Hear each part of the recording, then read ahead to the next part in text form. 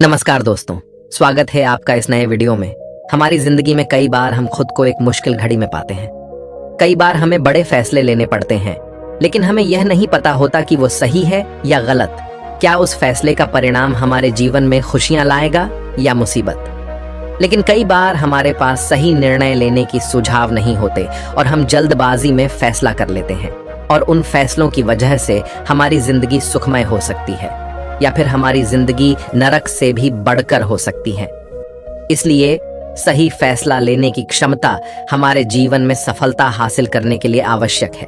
तो चलिए आज की इस बोध कहानी के माध्यम से जानते हैं कि जीवन में सही फैसले कैसे लिए जाएं, और यह भी कि सही निर्णय लेने के तरीका कौन सा है। तो बिना किसी देरी के कहानी शुरू करते हैं दोस्तों। कई साल पहले की बात है।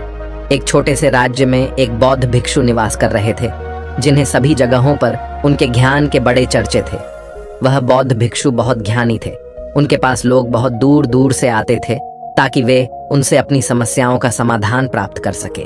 उनके पास कोई भी कैसी भी समस्या लेकर क्यों ना आए, वह समस्या का समाधान अवश्य करते थे। जब भी वह किसी की समस्या सुनते तो उस समस्या को बड़े ही ध्यान से सुनते, समझते, उसमें लीन हो जाते, और उसके बाद कुछ देर के लिए वह आंखें बंद करते और समस्या के बारे में अच्छे से सोच विचार करते और उसके बाद उसका समाधान देते। ऐसे में कोई भी व्यक्ति उनके बारे में केवल एक ही बात सोचता था, शायद इन साधु के पास कोई ऐसी चमत्कारिक शक्तियां हैं जिससे यह समाधान पूछते हैं और उसके बाद हमें वह समाधान बताते हैं। एक बार एक युवक ने उन महाराज से यह पूछ भी लिया, क्या आपके पास मित्र अपने अपने धन को इकट्ठा करके अपने गांव की ओर प्रस्थान कर रहे थे। उन चारों ने अपना अपना धन एक छोटी सी पोटली में रखा था और उसी पोटली में उन सब की सारी कमाई थी।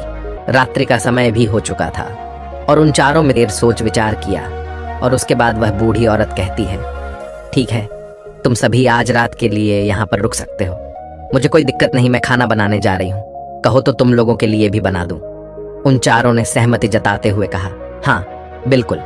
उसके बाद उन चारों मित्रों ने धन की पोटली उस बूढ़ी औरत को थमा दी और कहा, माताजी, इस पोटली में हमारे साल भर की कमाई है। हम चारों ने अब तक का अपना सारा कमाया हुआ धन इसी पोटली में रखा है और अब हम इसे आपको सौंपते हैं, क्योंकि यह हम चारों से ज्यादा आपके पास सुरक्षित होगा। हम बस इतना चाहते हैं कि यदि हम चारों में से कोई एक व्यक्ति से लेने आए तो आप इस पोटली को उसे मत देना जब तक कि हम चारों एक साथ इस पोटली को लेने न आए। तभी वह बूढ़ी औरत कहती है, ठीक है बेटा, यदि तुम चारों एक साथ आओगे तभी मैं इस पोटली को आपको सौंपेंगे। और वैसे भी आप लोग तो सुबह यहाँ से चले जाने वाले हैं। मैं आपको सुबह ही यह पोटली थमा दूंगी। वह धन की पोटली उस बूढ़ी औरत को थमाकर चारों मित्र निश्चिंत हो जाते हैं कि अब उनका धन सुरक्षित है, और वे लोग खाना खाकर सो जाते हैं। अगली सुबह जब वह चारों उठते हैं तो सभी लोग अपनी आगे की यात्रा के लिए तैयारियां शुरू कर देते हैं। उन चारों नौजवानों में से एक नौजवान थोड़ा सा बदमाश था। वह अपने उन तीनों मित्रों से कहता है, भाइयों, इस बूढ़ी औरत ने हमारी रात भर खातिरदारी की है, हमें अच्छा भोजन खिलाया, सोने के लिए अच्छी जगह दी, रात भर यहाँ सर छुपाने के लिए एक अच्छा मकान दिया, और हमने अब तक उसके लिए कुछ नहीं किया। वह बूढ़ी औरत अकेले ही खेतों में काम कर रही है। क्या हम सभी यहाँ से जाने से पहले इस बूढ़ी औरत की मदद नहीं कर सकते? उस बदमाश नौजवान ने मन ही मन यह योजना बना ली थी कि वह किसी तरह से भी उस बुढ़िया से पोटली हासिल करके ही रहेगा। बाकी के तीनों मित्र उसकी बातों में आ जाते हैं और वे सभी मिलकर उस बुढ़िया की मदद करने, अर्थात खेतों में काम करने के लिए चल पड़ते हैं।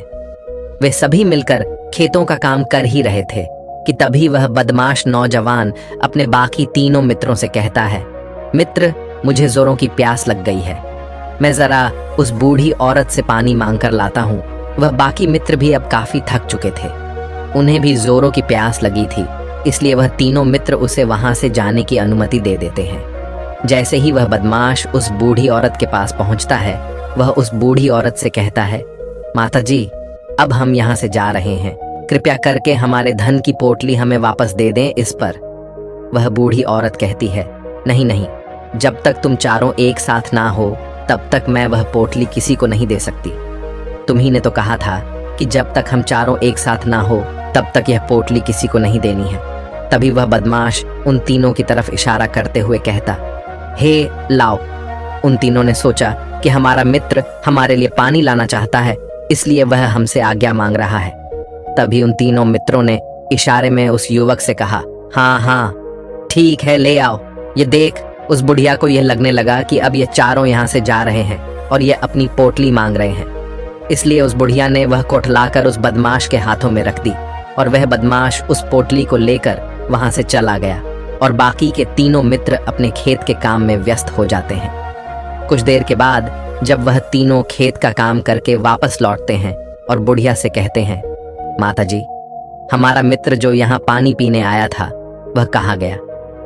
इस पर वह बुढ़िया कहती हैं, क्या वह पानी पीने आया था? पर वो तो कह रहा था कि हम चारों जा रहे हैं, कृपया करके हमारे धन की पोटली हमें थमा दे। तब तीनों बड़े आश्चर्य होकर उस बुढ़िया से कहते हैं, माताजी, हमने भला कब कहा वह पोटली मांगी थी? हमें तो प्यास लगी थी और हमने पानी के लिए इशारा किया था। तभी बूढ़ी औरत उन तीनों से कहती हैं, परंतु अब तो वह पोटली लेकर जा चुका है। तभी वह तीनों मित्र सर पकड़कर रोने लगते हैं और कहते हैं, माताजी, उसमें हमारा सारा कमाया हुआ धन था जो वह अकेले लेकर भाग चुका है। हमने तो आपको कहा था कि जब तक हम चारों एक साथ न आए तब तक आपको वह पोटली किसी को नहीं देनी है। फिर आपने ऐसा क्यों किया? इसमें आप ही की गलती है। हमने आपको उस पोटली की हिफाजत के लिए रखा था और आपने उसे एक ऐसे आदमी के हाथों में दे दिया जिसने हमारा सारा धन हमसे लूट लिया। हम बर्दाश्त नहीं करेंगे। हम राजा के पास जाएंगे और राजा से आपकी शिकायत करेंगे, न्याय की मांग करेंगे। अब तो इस बात का राजा ही फैसला करेंगे। तीनों नौजवान क्रोधित होकर राज दरबार में पहुंच जाते हैं और अपनी सारी समस्या उन राजा को बता देते हैं। जब वह राजा उन तीनों नौजवानों की बात ध्यानपूर्वक सुनता है तो वह तुरंत ही उस बुढ़िया को राज दरबार में पेश होने का आदेश देता है। राजा के आदेश पर राजा के सैनिक तुरंत ही उस बूढ़ी औरत को राज दरबार में पेश करते हैं और राजा भरी दरबार उस बूढ़ी औरत को दोषी करार कर देता है और कहता है, तुम्हें वह पोटली उस अकेले व्यक्ति को नहीं देनी चाहिए थी। जब उन्होंने तुमसे कहा था कि जब तक वह चारों एक साथ उस पोटली को लेने ना आए तब तक तुम्हें वह धन किसी को नहीं देना चाहिए था। इसमें तुम्हारी गलती है और अब तुम्हें इसका हर्जाना भरना होगा। तुम्हें इनका धन लौटाना होगा। राजा का यह आदेश सुनकर बूढ़ी औरत फूट फूट कर रोने लगती है और राजा से मदद की गुहार लगाती है और कहती है, हे राजन, मैं तो एक बूढ़ी औरत हूँ और मेरे पास इतना धन नहीं है और ना ही मेरे घर में कोई ऐसा है जो धन कमाता हो। मेरे पास इतना धन नहीं कि मैं इनका धन लौटा सकूं। मैं तो अकेली हूँ, बेसहारा हूँ, कृपा करके मुझ पर रहम करे। लेकिन राजा उस बूढ़ी औरत की एक नहीं सुनता। वह बूढ़ी औरत रोते हुए अपने घर की ओर जा रही थी। यह सोच रही थी कि आखिर में इतना धन कहाँ से लाऊं, कि कैसे मैं उन लोगों का यह धन उन्हें लौट आऊंगी। मेरे पास इतना धन नहीं है। मैं क्या करूं, कैसे करूं, कहां से लाऊं इतना धन? यदि मैंने उनका धन नहीं लौटाया तो मुझे राजा मार डालेगा। वैसे भी मेरी ही गलती है। जब उन चारों ने मिलकर मुझसे कहा था कि जब तक हम चारों एक साथ ना आए तब तक वह पोटली किसी को नहीं थमानी है, फिर भी मैंने वह पोटली केवल उस एक व्यक्ति को थमा दी। इसमें गलती तो मेरी ही है। वह रोते रोते ये सारी बातें सोचते हुए अपने घर की ओर जा रही थी। तभी रास्ते में उस बूढ़ी औरत को वहीं संत मिले जो उस नगर में किसी भी समस्या का समाधान बड़ी ही सरलता और सहजता से करते हैं। उन्होंने उस बूढ़ी औरत से कहा, क्या बात है बेटी, क्यों रो रही हो? इस पर वह बूढ़ी औरत उस संत को सब कुछ सच सच बता देती है और कहती है, हे महाराज, इसमें गलती तो मेरी ही है। उन चारों ने तो पहले ही कहा था कि जब तक वे चारों एक साथ न आए तब तक वह पोटली मुझे किसी को नहीं देनी है। लेकिन मेरी हिम्मत मारी गई थी जो मैंने वह पोटली केवल एक व्यक्ति को थमा दी और वह उनका सारा धन लेकर वहां से भाग गया। लेकिन अब मुझे यह समझ नहीं आ रहा कि मैं वह सारा धन कहां से लाऊं, कैसे जुटाऊं। मेरे पास इतना धन नहीं है और राजा ने तो आदेश भी दे दिया है कि मुझे उनका धन लौटाना ही पड़ेगा। लेकिन मैं यह समझ नहीं पा रही कि इतना सारा धन मैं कहां से लाऊंगी। तभी वह संत उस बूढ़ी औरत से कहते हैं, शांत हो जाओ, मैं कोई ना कोई रास्ता जरूर निकाल लूंगा। इतना कहकर वह संत वहीं पर बैठ जाते हैं, ध्यान करने लगते हैं। कुछ देर के लिए आंखें बंद कर सोचते हैं। विचार करते हैं। मौन रहकर वह समस्या का समाधान निकालते हैं और उसके बाद वह उस बूढ़ी औरत से कहते हैं, बेटी, राजा ने फैसला किया है, वह बिल्कुल गलत है। आपने जो किया इसमें आपकी कोई गलती नहीं है। राजा का फैसला गलत है।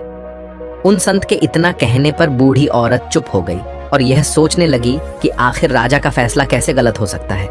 राजा तो सभी के लिए न्याय ही करते हैं और वह कभी किसी का बुरा नहीं करते। फिर आखिर आज राजा का फैसला कैसे गलत हो गया? उन संत और उस बुढ़िया की बात आसपास के खड़े लोग सभी लोग सुन रहे थे और वे लोग भी बड़े अचरज में थे, क्योंकि राजा का फैसला कैसे गलत हो सकता है। राजा ने तो बिल्कुल सही फैसला लिया है। इस बूढ़ी औरत ने ही गलती की है। उन चारों का धन केवल एक ही को थमा दिया। ऐसे में इस बुढ़िया को उनका धन तो लौटाना ही चाहिए। राजा ने गलत फैसला कहा किया है। तभी वह संत उस बूढ़ी औरत से कहते हैं, जाओ और राज दरबार में कह दो कि हे राजन, आपका फैसला गलत है और सही क्या है, गलत क्या है, इसका फैसला मैं करूंगा। पहले तो बूढ़ी औरत इतनी हिम्मत ही नहीं जुटा पा रही थी कि वह राज दरबार में जाकर भरे राज दरबार में राजा को ये कह सके कि राजन, आपका फैसला गलत है। लेकिन जैसे तैसे उसने हिम्मत जुटाई और वह वापस राज दरबार लौटी। उसने डरते हुए भरे राज दरबार राजा से बड़ी थर्राती आवाज में कहा, हे राजन, आपने जो फैसला किया है वह फैसला गलत है। इतना कहकर उसने राजा को सारी बात सच सच बता दी। उस बूढ़ी औरत की बात सुनकर राजा बहुत क्रोधित हुआ। राजा ने उस बूढ़ी औरत से कहा, कौन है वह संत जिसने मेरे फैसले को गलत बताया है? क्या उन्हें नहीं लगता कि मैंने सही निर्णय लिया है? मैं हर रोज कई निर्णय लेता हूँ, कई फैसले करता हूँ, लेकिन आज तक कभी किसी ने मुझसे ये नहीं कहा कि मेरा फैसला गलत है। यदि उन संत ने मुझे सही फैसला न सुनाया, उन्हें फांसी की सजा दे दूंगा। यह बात पूरे नगर में फैल गई। सभी लोग यह जानने के लिए हैरान थे कि आखिर वह साधु ऐसा कौन सा फैसला सुनाने वाले हैं जो राजा से भी उचित होगा, जिसमें सबके लिए न्याय होगा। राजा ने अपने सैनिकों को तुरंत ही आदेश दिया कि जाओ और संत को राज दरबार में लाओ। राजा की आज्ञा के अनुसार वे सैनिक तुरंत ही उन संत को लेने के लिए निकल पड़े। वे लोग कुछ ही देर बाद उन संत को लेकर राज दरबार पहुंचे। राज दरबार में सभी लोग उपस्थित थे और सभी लोग उन संत के फैसले का इंतजार कर रहे थे।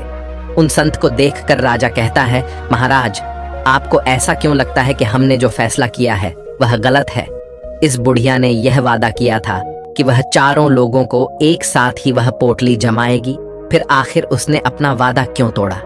इसने यह गलती क्यों की कि इसने केवल एक ही को पोटली थमा दी और वह उनका सारा धन लेकर यहाँ से भाग गया? तो क्या इसमें इसकी गलती नहीं है? क्या इससे इनका धन नहीं लौटाना चाहिए? इस पर वह साधु बड़ी विनम्रता से राजा से कहते हैं, हे राजन, यह आपका फैसला था, लेकिन मैं आपसे कुछ कहना चाहता हूँ। इस पर राजा कहता है, ठीक है, कहिए आप क्या कहना चाहते। इस पर वह साधु बड़ी विनम्रता से राजा से कहता है, हे राजन, जैसा कि वादा किया गया था कि पोटली एक साथ उन चारों को ही दी जाएगी, तो अभी तो ये केवल 3 है, चौथा कहाँ है? तो इनसे कहिए कि ये लोग यहाँ से वापस जाएं और अपने उस चौथे मित्र को यहाँ लेकर आए, तभी इनका धन वापस किया जाएगा। और वादा भी ऐसा ही किया गया था कि जब तक चारों लोग एक साथ ना हो तब तक उनका धन उन्हें नहीं लौटाए। साधु उस राजा से कहते हैं, हे राजन, आपके पास और भी काम होते हैं। आप दिन भर व्यस्त रहते हैं और आपको जल्दबाजी में फैसले लेने पड़ते हैं। आपने इस मामले को सुना समझा, लेकिन इसे देखने में आप गलती कर गए। इससे आपने केवल ऊपरी तौर पर देखा। आपने इसकी गहराई तक जाने का प्रयास तक नहीं किया। यदि आपने इस मामले की गहराई को देखा होता, समझा होता, तो आप भी इसी नतीजे पर आते। जब तक हम किसी मामले की गहराई तक नहीं जाते, तब तक हम उसका सही समाधान नहीं निकाल सकते। लेकिन हम में से अधिकांश लोग तो अपने फैसले केवल जल्दबाजी में लेना चाहते हैं, भले ही वह मामला कितना भी गंभीर क्यों ना हो। हमें तो बस अपना हक चाहिए, हमारा नाम होना चाहिए, भले ही फैसला हमारे लिए आगे चलकर हमारे लिए नुकसानदायी क्यों ना हो। लेकिन हम तो उस मामले की गहराई तक जाने के लिए सोचते तक नहीं। तभी वह राजा उन संत से कहता है, हे महाराज, क्या आपके पास कोई दिव्य शक्तियां हैं? क्या आपके पास ऐसी कोई चमत्कारिक शक्ति है जिसे आप सवाल करते हैं और बदले में वह आपको जवाब देती है, जिस कारण आप सटीक और सही समाधान बता पाते हैं? राजा की यह बात सुनकर वसंत मुस्कुराने लगे और राजा से कहते हैं, हे राजन, यह सवाल मुझसे कई लोगों ने पूछा है और मैंने कभी किसी का कोई जवाब नहीं दिया, लेकिन आप इस राज्य के राजा हैं, इसलिए मैं आपके इस प्रश्न का उत्तर देता हूँ। आप में से कई लोगों को यहाँ ऐसा लगता है कि मेरे पास कोई ऐसी शक्तियाँ हैं जिससे मैं बात कर सकता हूँ, जिससे मैं कोई भी समस्या का समाधान पा सकता हूँ। लेकिन मैं आप लोगों को एक बात सच सच बता देता हूँ, मेरे पास ऐसी कोई शक्तियाँ नहीं हैं। मैं तो केवल हर मामले की गहराई तक सोचता हूँ, उस बात पर विचार करता हूँ, और जब मैं विचार करता हूँ तो मेरे सामने कई सारे समाधान आते हैं, और जो समाधान मेरे सामने आते हैं मैं उन पर भी विचार करता हूँ, उनके बारे में भी गहराई तक जाता हूँ। और जब मुझे लगता है कि इस समस्या का समाधान यही होना चाहिए, तभी मैं समाधान उस व्यक्ति को देता हूँ ताकि वह अपनी समस्या का समाधान कर सके। अब आप ही सोचिए, आप जल्दबाजी में यह फैसला लेकर इस बुढ़िया का जीवन पूरी तरह से बर्बाद कर देते। हमारा पूरा जीवन केवल एक फैसले पर निर्भर करता है। यदि वह फैसला सही हुआ तो हमारा जीवन अच्छा बन जाएगा,